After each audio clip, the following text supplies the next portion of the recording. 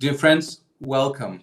Welcome here in our little virtual studio and to our topic. The topic is Israel, what is coming after the missiles and rockets, and what is coming after the very turbulent times now that we have been experiencing and are experiencing Israeli politics and Israeli-Palestinian relations.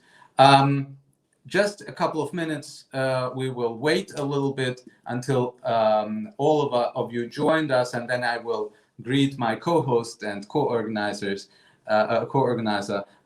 in a second. We will start in about a minute. We want as many people as possible to join us before starting our discussion.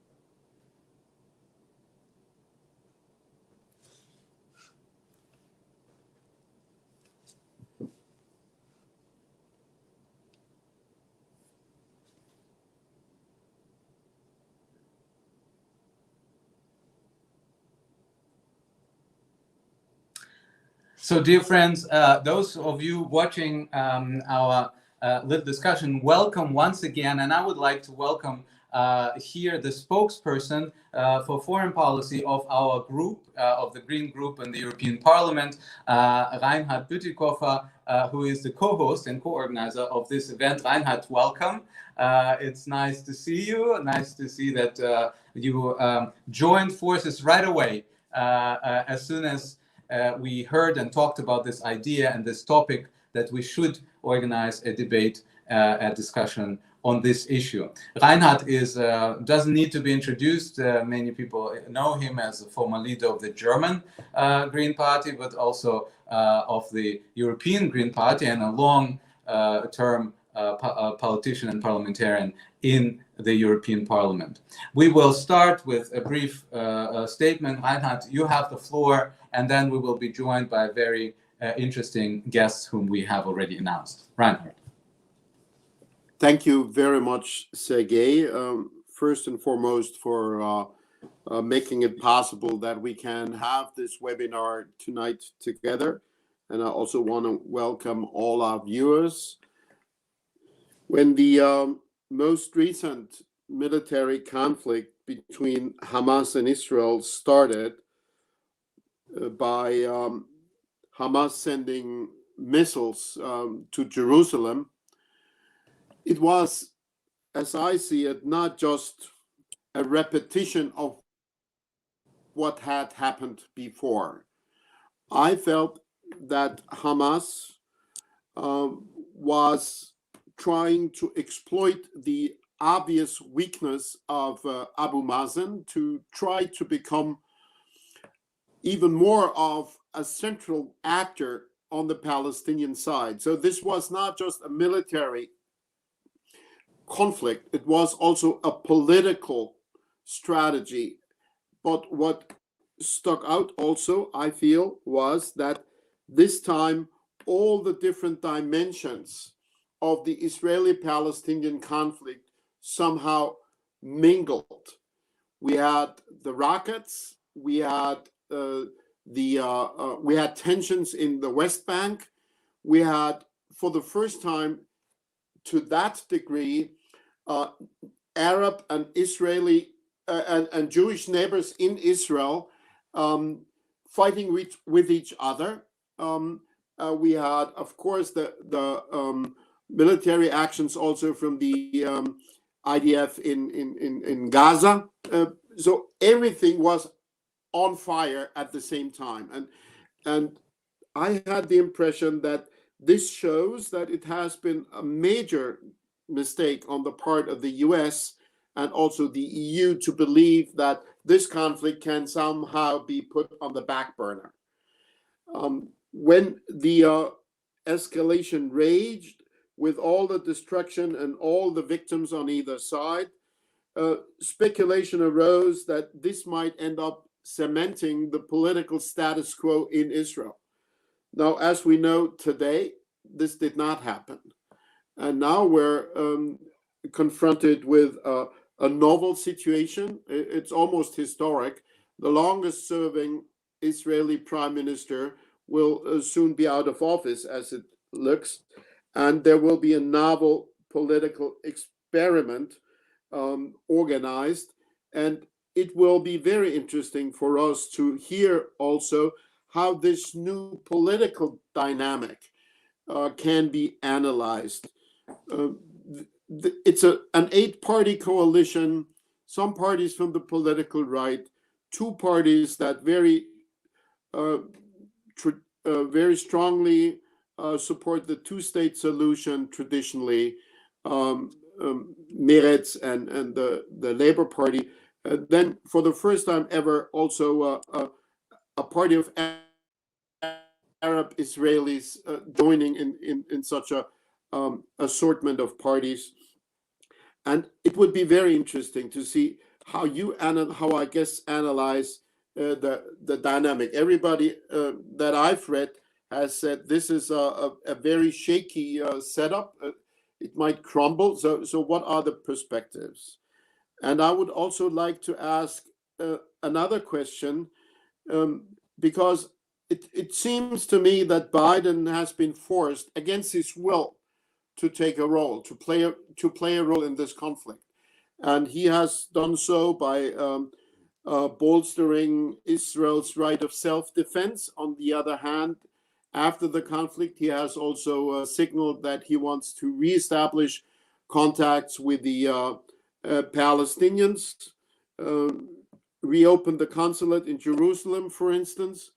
Even though I'm not sure, and maybe our experts will also touch upon that, how much talking to Abbas is still meaningful, because the one person that seemed to be out of the game when it was the hottest was, as far as I can see, Abbas. And even before he reneged on his promise to have an election after all, I think his level of unpopularity was 65%. So maybe that's also a question that can be touched upon. What is happening there? Is there a similar dynamic, political dynamic? And of course, the question always has to be asked, what's in there for the EU?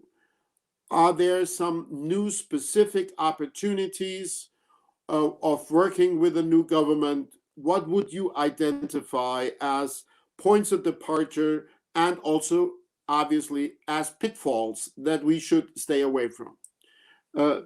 Let me stop here and turn it over to Sergey and to our experts. Thank you, Reinhard. This is already kind of a whole array of various questions that we hope to discuss with our guests, and I welcome the 2 guests. Most of the viewers saw the announcement. It's Ksenia Svetlova and Reinhard Chaim Schneider, who both are very well-known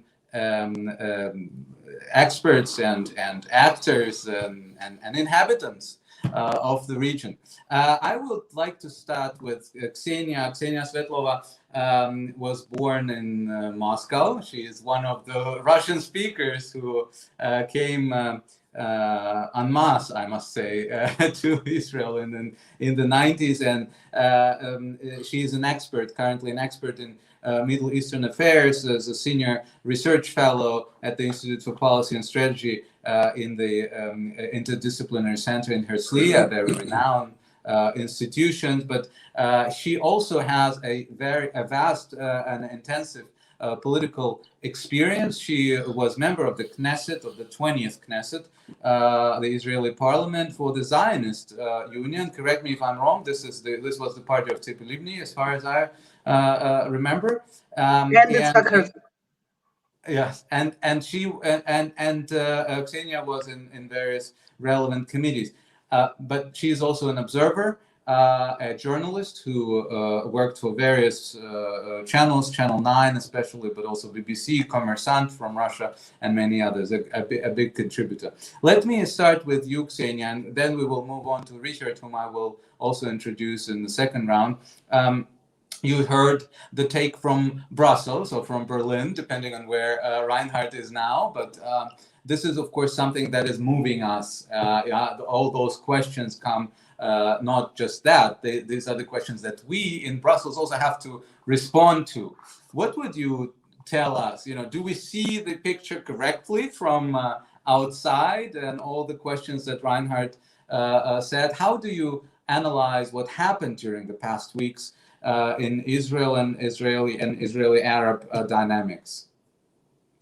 Thank you very much, Sergey. Happy to be here, and thank you for having me and my friend Richard in this platform. Good to meet you, Reinhard.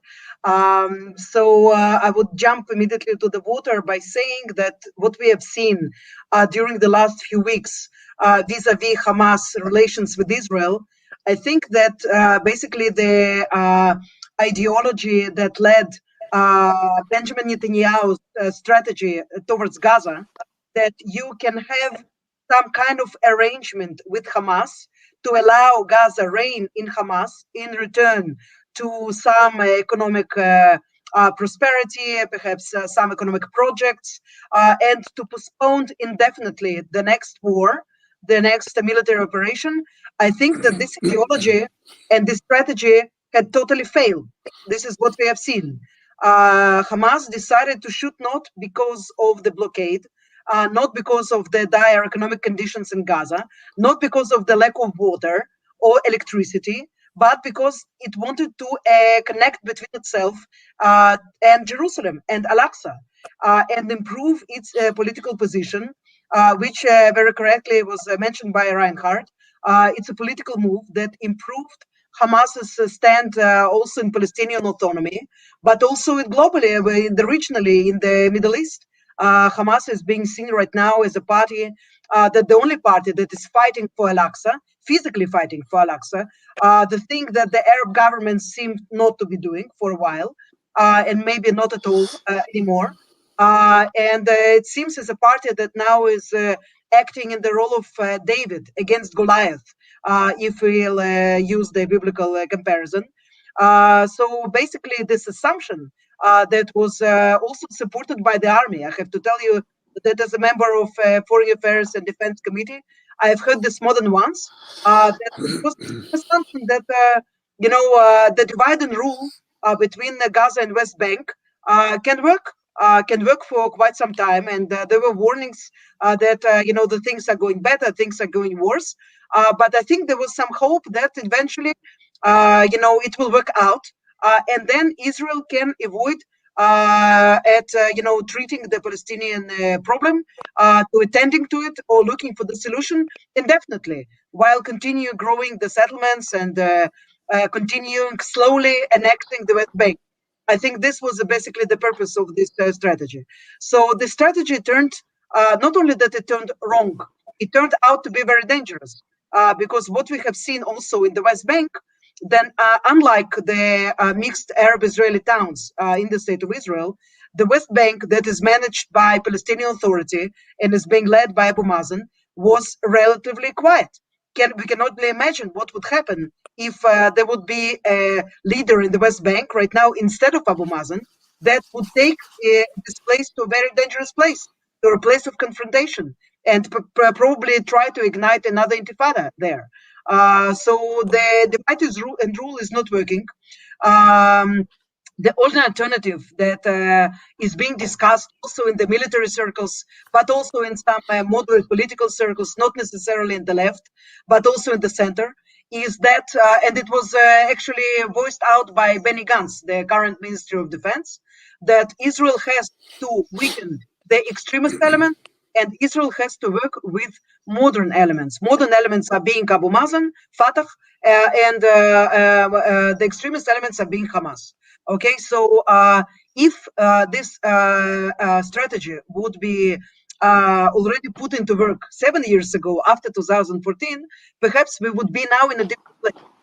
But we are not. We are not there. We are now experiencing the crumbling of the Palestinian Authority, the weakening of the Palestinian rule in West Bank, and actually even some more form of direct control of the idea over the Palestinian life in the West Bank because of the weakness of the PA.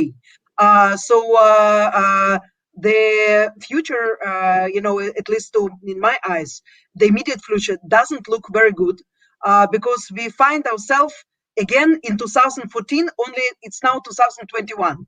And the experience shows us that the divide and rule doesn't work. Weakening of Abu Mazen doesn't work. Talking to the Hamas, Qatar, through the Egyptians also doesn't provide stability. They're only getting better in, perhaps, tricking the system, tricking the Iron Dome, improving a little bit of their weapons. They still do not pose mortal danger to Israel, of course, but enough in order to basically decapitate basically the life in Israel for a short while, to stop the work of the Ben Gurion airport and to put all of the, Israeli children from south to center, put them at home and make them run to the shelters in the middle of the Okay, so there is no immediate solution in the horizon. There is none, and I also do not see that the future government. I hope that it will be sworn. It's not sworn yet. We have to be very careful in celebrating it before it actually happens. There are still 1 week or so before the inauguration. In this week, practically everything can happen. Okay, so but if we assume that it will be inaugurated and eventually it will take action, it will be basically disabled by the internal disagreements between its various members. So this is not the government from which we can expect a brave action. For example, let's support now Abu Mazen. Let's take some steps of goodwill. Personally, I don't even know if it's not too late for that, because Abu Mazen is quite old. It's not only the thing of the age. He's being alienated from his people. He's becoming extremely unpopular. His party is divided, and he's in not very good terms with the most of the Arab leaders. Okay, so this is where we find ourselves in June 2021, 54 years after the Six-Day War. And ending what I wanted to say with this comparison of in 66-day war, Israel celebrated tremendous victory. It later find out that it's still fighting the Six-Day War. It's not over. The Six-Day War is not over because there is no solution. There is no diplomatic solution. After war, diplomacy always has to come to complete it. We still didn't experience this part of the diplomacy with the Palestinians, with the Palestinians. So our Six-Day War actually is still ongoing. Even if we are not fearing that somebody will push us into the sea anymore, but this very challenging situation in which we have a complete mess in both Gaza and also, it's coming closer and closer also in the West Bank. And it's being added by what is happening in the mixed cities between Jews and Arab. This is a whole, separate issue. I will not go into it now, but I will be happy to answer any questions about it. Israel is basically still trying to find its way out of this regional mess. And it will need every possible help and cooperation with EU, with the United States, with its friends in the Middle East, and of course, courage in order to try and finish the war of the 1967. Thank you, Ksenia. This was a great start for all of us. I would like to turn to Reinhard. Chaim Schneider, who is a well-known journalist, but actually he studied German studies and theater. I didn't know that before I read your CV this time. Theater, philosophy, and arts history, and ended up in Jerusalem for some research. And ever since, as far as I understand, you have become an observer and a journalist since 1989, working for ARD, which is the major German public provider. And you were from 2006 till 2016 the correspondent, Tel Aviv correspondent, Israel correspondent. I'm not sure whether it's also probably not Middle East, but you can describe the the area you worked for, and now you continue to be editor-at-large for the IRD and live partly, as far as I understand, partly in Germany and partly in Israel. Ksenia offered a very interesting view from the Israeli political perspective. You know how Israel and the Israeli-Palestinian conflict is viewed here in Europe and in Germany. And of course, from the perspective of many observers here, the perspective that was missing was the Palestinians and the Palestinian plight or the Palestinian problems.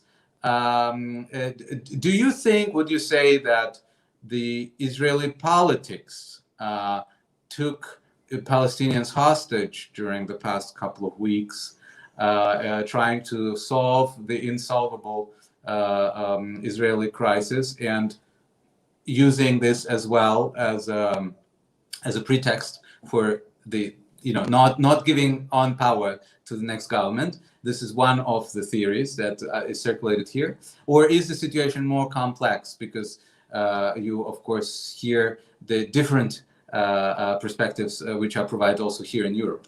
What is your take on it, Richard? Welcome. Okay, first of all, thank you very, very much for this invitation, and it's a nice way to see Ksenia after a long time again. Even though we both live in Israel, we haven't met for a long time. So thanks a lot. Well, actually, with the analysis of Ksenia, I can mostly agree. I mean, there's almost nothing where I would disagree. But the situation, let me put it from my point of view, is I think from the Palestinian side also a little bit more complex, and including the fact when you asked me now, Sergey, whether Israel took hostage of the Palestinian plight and used it. I wouldn't say Israel, it's Netanyahu. I think we must make a very clear distinction, which is very often not done in Europe. There is a distinction between still Prime Minister Benjamin Netanyahu and Israel. There's still a difference. Now, Prime Minister Netanyahu were certainly not looking and searching for this war. That's clear, and I read commentaries here in Germany, but also in other countries in Europe, suggesting that this was the case. We do know this is not the case.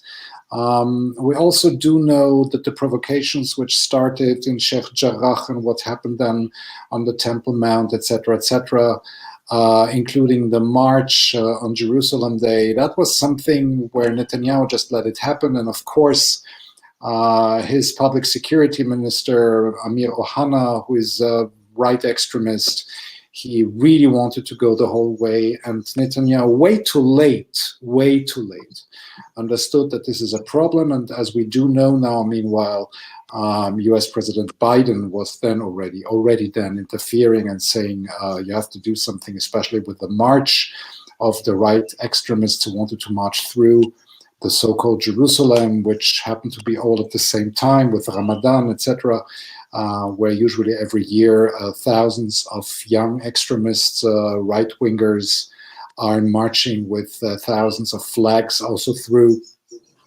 Palestinian neighborhoods and the Palestinian old city of Jerusalem. So this provocation was at the beginning in a way also wanted, but nobody really understood that it's going to get crazy.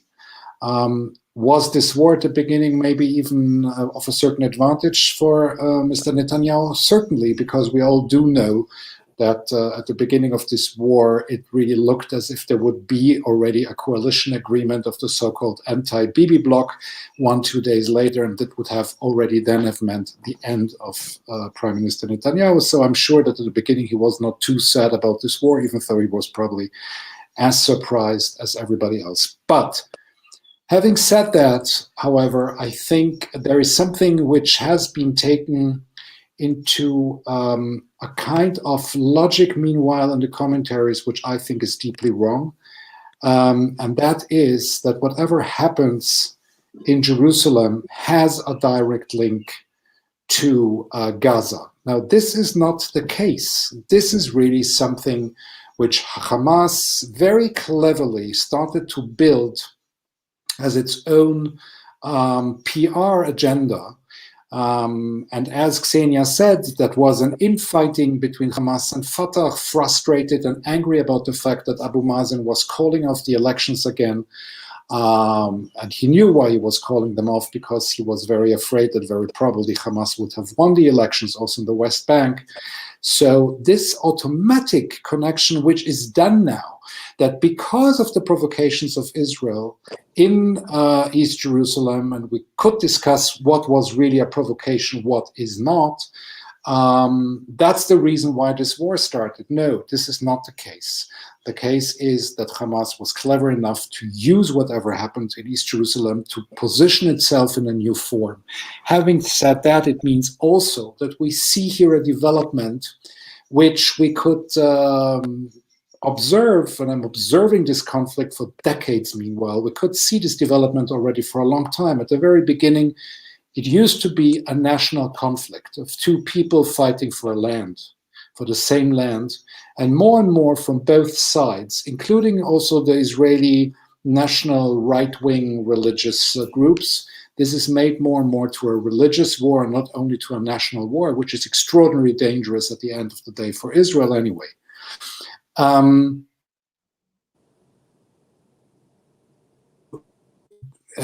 Divide et impera principle, which Ksenia was very well describing before, is very true, because at the end of the day, the ideology of Prime Minister Netanyahu, which has become sort of the logical thinking, the narrative which is believed in Israel for the last 12 and even longer years, is forget about the Palestinians, you can make peace with the Arab world. That was always his conviction. He wrote about it already in the 80s.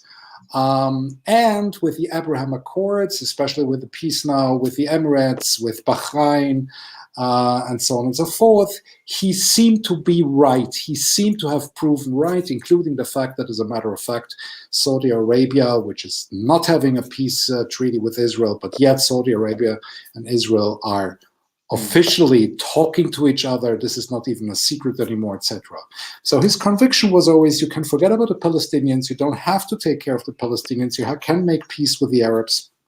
And what happened under the auspices of US President Trump seemed to prove this true. But everybody who really knows the situation on the ground, and as a correspondent who has been there, who's been in Gaza, who's been in the West Bank for decades on a weekly basis, I always knew, and we all always knew, at the end of the day, if you don't solve the Palestinian conflict, you don't solve anything. So the Israeli society as such as well was starting to forget about the Palestinians.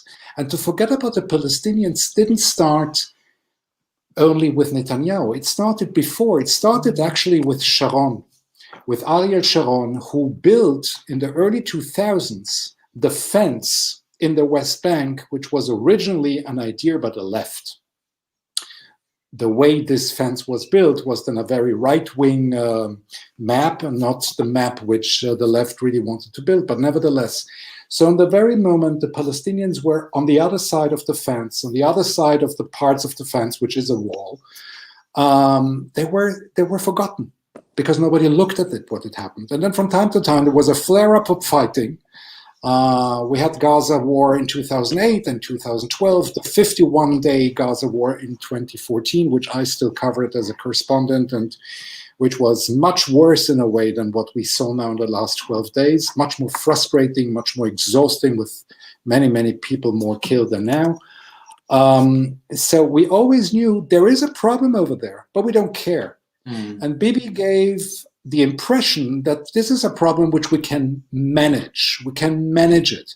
And don't forget, in the year 2000, when the Camp David talks failed between Arafat and Ehud Barak, it was the left-wing Ehud Barak prime minister who, together with Bill Clinton, invented the sentence, "There is no partner to talk on the other side." So this goes long back. This is an old way of thinking, which Bibi then perfectionized.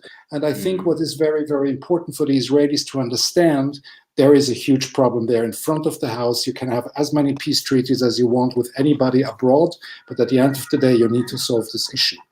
Plus, there is another player in here, which we must not forget and which makes the whole thing bigger and much more complicated. Hamas is partly financed by Iran, and the Islamic Jihad is completely financed by Iran. So there is Iran in the background of all this fighting and everything that's happening there.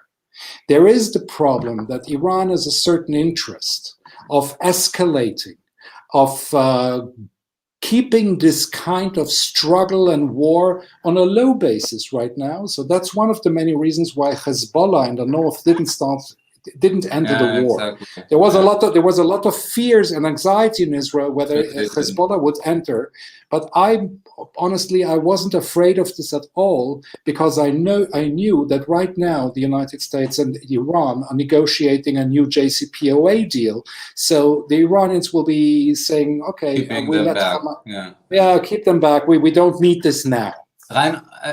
Richard, don't tell everything you know yet, because I don't. Questions. And by the way, to everyone who is watching us, do type in your comments or your questions. You can do this, and we will then post them. But before that, let's go back to Reinhard, who listened carefully after posing all those countless questions himself. Reinhard, any comments or questions from your side to the guests? Let me stick to some questions, Sergey. One is about the internal dynamic in Israel, and one is about the external theater. About the internal dynamic, I've read some commentary, and I would like Ksenia and Richard to maybe tackle that question. Commentary that maybe if Bennett becomes indeed prime minister, being an extreme ideologue himself, he may be reined in by the fact that he's in coalition with the Labour Party and Meretz, and maybe that could kind of cool down the internal temperatures. How do you see that? And the corollary to that is that Ra'am is now joining this coalition. Is that signaling some expectations, some hopes for the Israeli Arabs? Do they ignore it? Couldn't they care less, or what's their attitude in this context? And the second question, very simple but probably difficult to answer. For the EU and the US, what is the one must do and the one mustn't do that you would advise them? Ksenia, should we start with you? Maybe starting with the easier question of the internal dynamics that Reinhard posed, whether this balancing out between the far right and the far left and the Arabic for the first time, maybe a participation of an Arabic party, maybe this will cool down, as Reinhard said, the political temperature in Israel. Yes, exactly. I wanted to suggest that I will take the easy question. Thank you. And leave the most difficult one for Richard. For the first question, I can tell you that, well, there are not large expectations from this future government, I think, from the side of every person who supports it. Because we all understand that this is unprecedented situation in which the right-wing party, even I would say they are not the most extreme right-wing party, because we have now the religious Zionism, which is much more dangerous and extreme. But still, they are considered to be more right-wing than Netanyahu, for example. For them to sit with Meretz together and to try to work out some mutual policy on Palestinians, on Gaza and so on, will be extremely difficult. So from what we understand for now, the parties had decided not to decide on practically every controversial issues. And, in Israel, we have mostly controversial issues to deal with. So they decided not to touch the issues of state and religion. Today, the government is not even sworn yet, and there are already mutual accusations and threats in regards to the LGBT issues, which are extremely important to Meretz Party and Labor, but they are taboo for Ram. Okay, so what they will do it seems that this is the way that they will solve it. They will not include in the guiding lines of the government any of these burning issues to simply try to keep the government alive. And since this government was it was formed around the issue of people who resent Benjamin Netanyahu for various reasons and do not want him to be part of the political system in Israel, or at least the governing coalition. So this is what it seems that it's their purpose. It's not about cooling down. It's not about looking for ways out of the mess that we have now, both in Gaza and both in West Bank. There can be some cosmetic, small technical issues that can be perhaps solved. That expect that it will be easier for various members of this government, whether it's Yair Lapid, whether it's Benny Gantz, to try to establish better relations with the Democratic Party in the United States, with some members of the EU or with the EU generally. But I would not expect, much, in regards to some common action or balancing act, or any of this. The expectations in Israel is that, it will not last for long. The second part of this question, extremely important about Ram, so I am absolutely sure, and this is built on also research and close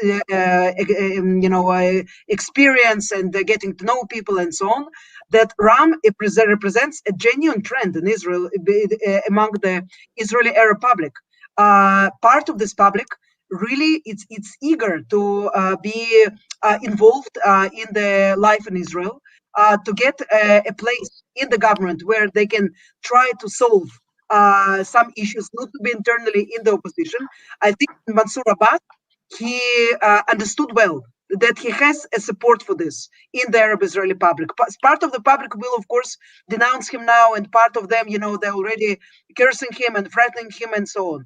Okay, so I think he is bodyguards right now. It's first time, okay, I think, for the Arab MP. But generally, I think that out of the voices that he got when he was elected, 4 mandates, the majority were the Israeli Bedouins from the south. This is the support that he has. And we are talking about most deprived people and, unrecognized villages.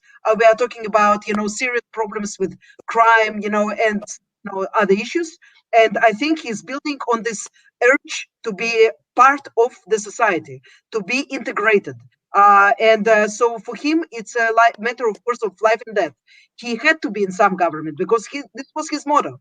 He wanted to be part of the Likud government. If not, then it's the reform government. It doesn't matter so much.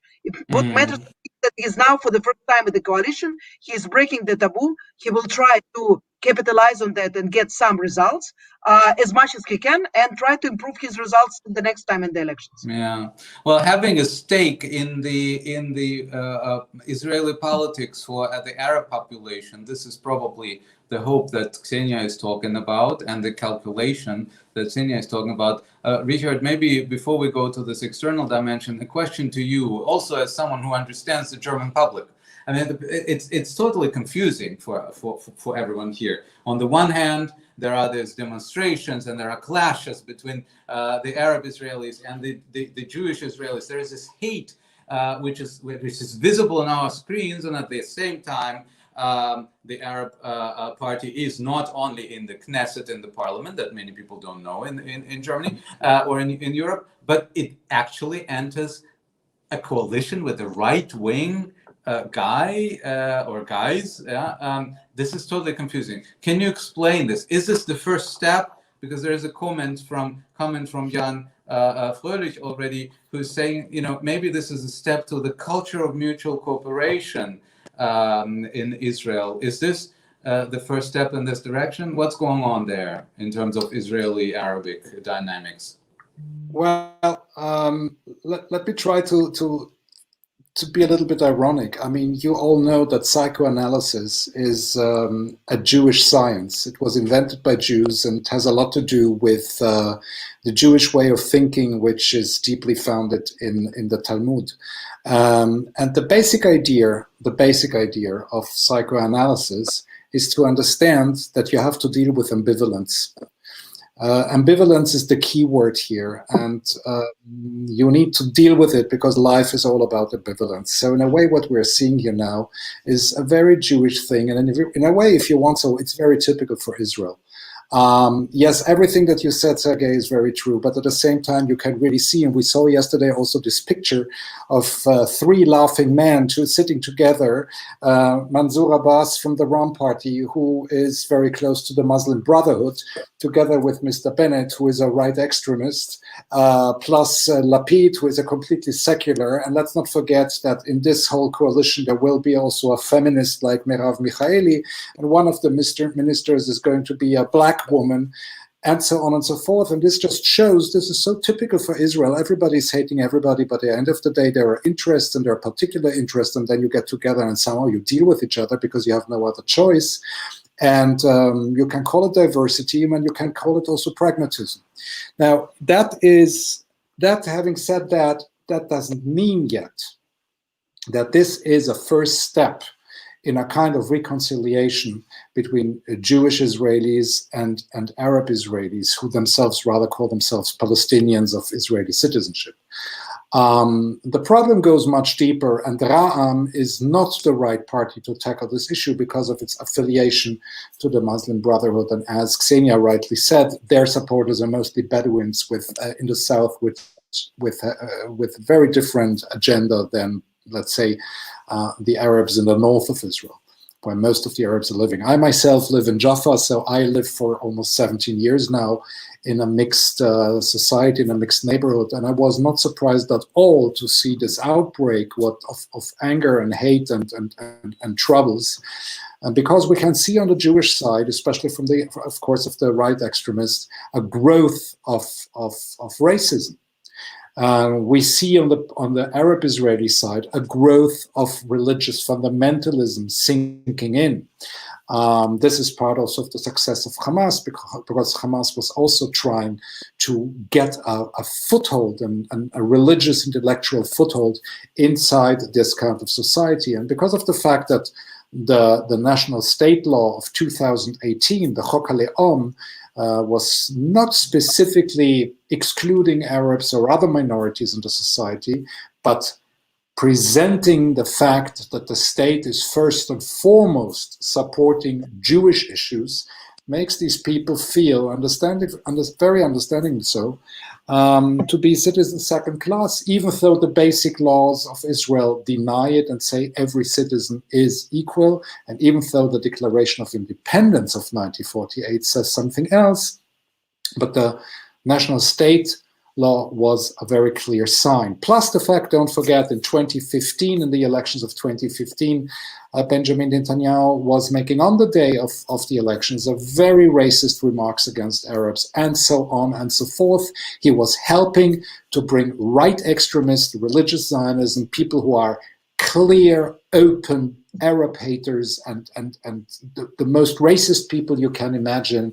They inherited the racism of the forbidden Kach party of Rabbi Meir Kahane of the 1980s. So Netanyahu was helping to really bring this kind of racism into the society, and that's the cynical thing, not because he himself is a racist, but just he wants to stay in power. Instrumentalizing, as always. Instrumentalizing completely. Yes. So this kind of cooperation will not change the situation on the ground between Jewish and Muslim Israelis yet. But what we can see here is a kind of pragmatism, what this government can achieve. And I think if they will achieve three things, it will be a lot and not more, and don't expect anything else. That's the first and foremost the reason why they're together, to get Benjamin Netanyahu out of the political system for good. Second, to have two new laws. One is saying that somebody who is in a lawsuit, who is in front of the court, and who has to deal with issues in the court, cannot become a prime minister anymore. And you know, there is a lawsuit against Prime Minister Netanyahu for alleged corruption in 3 cases. The second law is that a prime minister cannot serve longer any more than 8 years. That will be number 2. Number 3, and this is very, very important for the state, is finally, after 2 years, to have a state budget again. Israel has, since 2020, no budget anymore. It has political reasons of Mr. Netanyahu, and it urgently needs a budget to recover economically, but also because of the ratings of the big companies, Moody, etc., The rating is very important, so it needs a budget. Will it do more with the Palestinians? Definitely not. This is not to be expected. Reinhard, I don't see among those priorities anything dealing with the Arab-Israeli conflict. Nothing. And that's quite incredible and a little bit disconcerting. And with that, back to Ksenia, maybe with the second question that Reinhard posed: what must be done on our behalf to somehow contribute or advance or whatever the situation in the region? Well, I think that as for the US, I think it's quite clear. The idea, as Reinhard said in the beginning, that the Arab-Israeli conflict is no longer relevant, that it can be put aside, that it will somehow solve itself. And even if it's not done, it's not of the US business. And so there are other, pressing and urgent issues to take care of. And this is right. The world is much more complicated today. The Middle East is much more complicated today than perhaps 20 years ago. But the conflict still remains central part and parcel of any dealing with any thing or anyone here in the Middle East. And if it goes up, and if it flares up suddenly, then the consequences can be unexpected. I think that we didn't see any backlash from our new partners to the Abraham agreements. First of all, because it ended relatively quickly in 11 days. So there were some rebukes from the United Arab Emirates, more, of course, from the Kuwait. It's expected. They're also not partners. Very harsh tone from Bahrain, who are afraid of their own opposition, and very, very harsh and cold notes from Saudi Arabia. We can only imagine if this conflict would last and continue and go on. So I think that some ambassadors would be asked to return at least to their countries, and there could be also some other consequences. So you cannot just leave this conflict unattended. This is, I think, the first thing that it needs to be clarified, because the Israeli government, when it understands that this conflict is no longer a priority for nobody, including the Arabs, so then, okay, why should we burst our necks on the line, and why should we be doing something that we actually do not want to do, and we do not want to deal with this, hot potato? So why we should be obliged to do that? So I think the US, also Brussels, need to be very clear on that, that there can be no status quo here. The status quo is mortal danger, because, there is no status quo. You cannot step into the same river. And today's operation is different from 2014.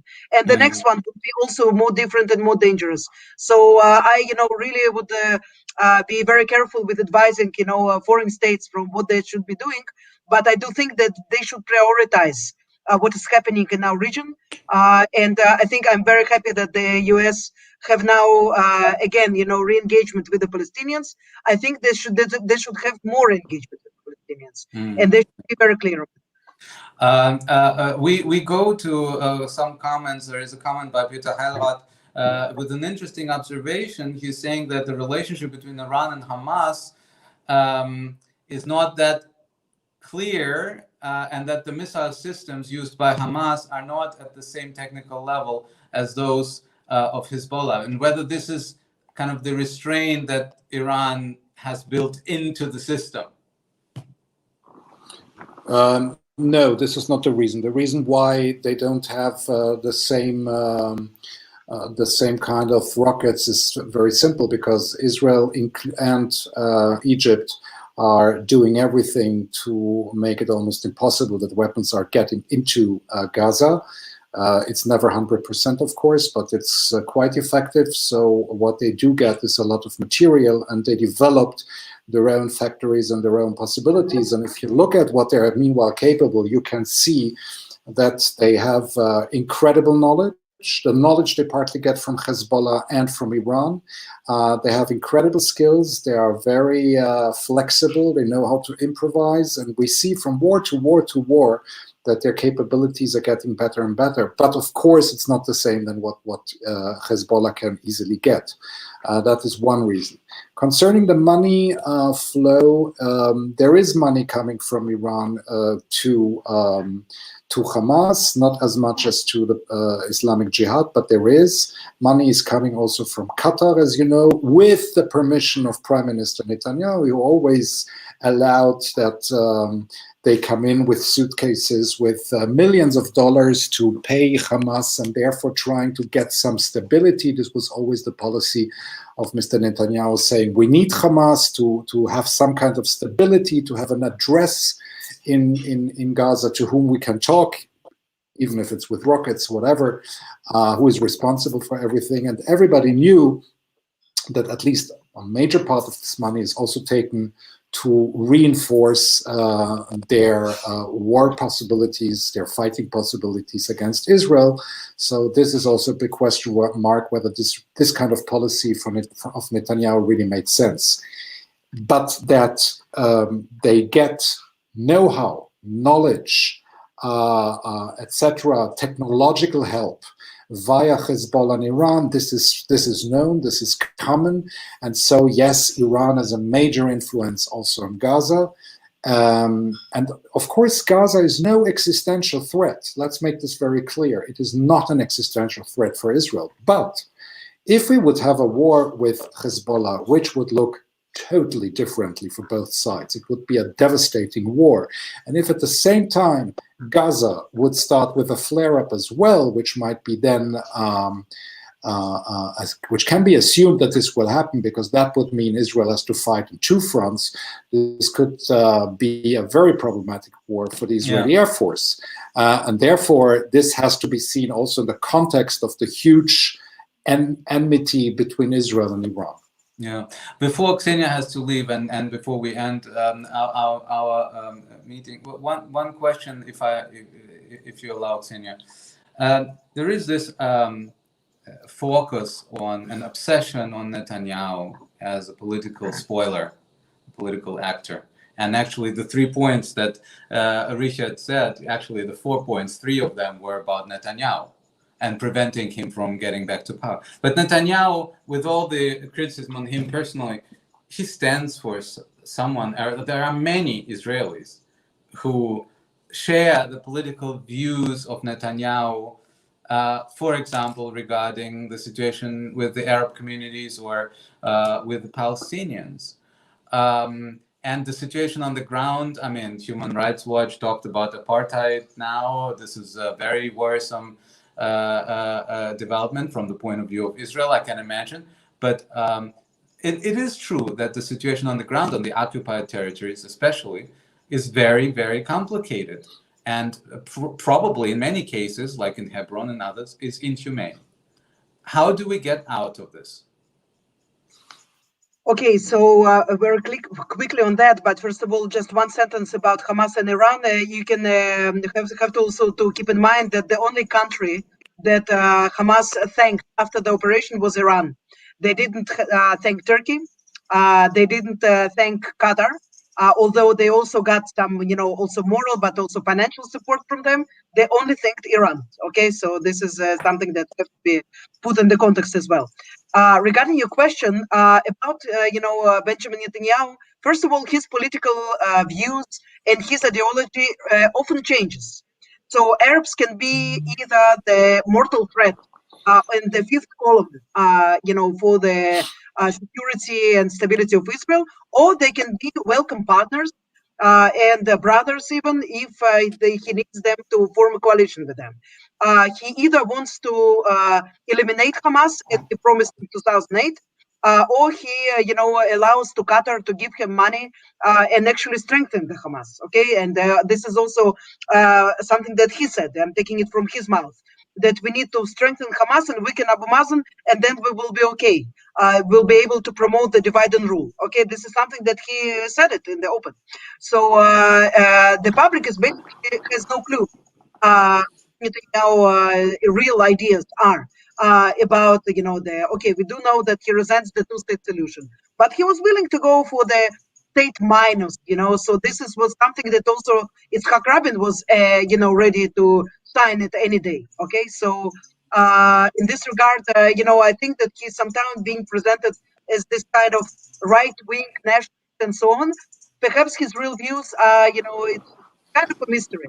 How do we get out of this mess? Well, I can tell you that it's unrealistic to expect right now, even if there will be harsh American pressure, which I do not think that it will happen right now, with the Iranian deal on the table, with China, with Russia, with the rest of the things. But also, it would be unrealistic to expect that no matter who is the prime minister, that suddenly, after 7 years of no communication whatsoever, Abu Mazen and whoever is the prime minister will sit together to the negotiation table and will start, to go back to what they, when they finished in 2013, 2014. This will simply not happen. The trust, first of all, has to be restored. Israel today has to deal, first of all, with saving with what is left of the Palestinian autonomy. We have to save it basically from dissolving into itself. And this is something that only Israel can do. It's not the European money. It's not the public support of the United States. It's practical steps on the ground that Israel can allow or not allow. Will Israel allow right now more Jordanian products on the Palestinian market? Will it allow more businessmen to come out from Gaza for business? Will it, for example, allow building more residential quarters in Kalkili and stuff like this? Okay, so there are steps on the ground that can be done today. They were not done simply of the political orientation of some parties and their, electoral ambitions. This was the only thing. This you can do. You can start to implement it right now. You take these steps, and in some months, you see what you can do next. Reinhard, you heard a lot of that addressing your questions and your concerns. What are we going to do with this? Well, listen some more, but the one thing that is obvious and that nobody can ignore, as Ksenia said, we must not fool ourselves into believing that somehow we can forget about this conflict. We may not be finding easy ways of even get close to developing new ideas. And I'm relatively skeptical also with regard to the Palestinian side. Ksenia, you hinted at that in your earlier remarks. I'm not sure whether Abu Mazen can be resuscitated, whether he can be reinvigorated. I think he's probably long beyond his shelf life. And maybe the Palestinians would need a new leadership, which obviously cannot be Hamas either, but would need new leadership to really become a better partner. But what we cannot do is we cannot give up on finding from being involved and talking and trying to find ways forward, even if it's difficult. Well, that sounds like a huge task for all of us. And I do hope, Ksenia, that maybe European countries or European Union, even better, would be able to play some role, despite all the deficits with us as a foreign policy actor. We promised our viewers and we promised our guests that it will be a 1-hour talk. And of course, you cannot cover in 1 hour all the relevant topics and discuss it in depth. But it was a huge thanks to you that we covered a lot. And I hope that we have seen perspectives that maybe many of those who were watching, and also me included, do not see in our everyday life and everyday media coverage here. And I personally take a lot with me for the future political work in Brussels. And the way I interpret what Reinhard said as his closing remark, he as well, if I may speak on his behalf. Thanks to everyone who watched and commented. our discussion. Thanks to our guests especially. And we do hope to stay in touch. And as you see, some like Jan Fröhlich is also thanking us in the comments. Stay healthy, and I wish all of us peace. Shalom, salam, all the best. Bye-bye. До свидания. До свидания.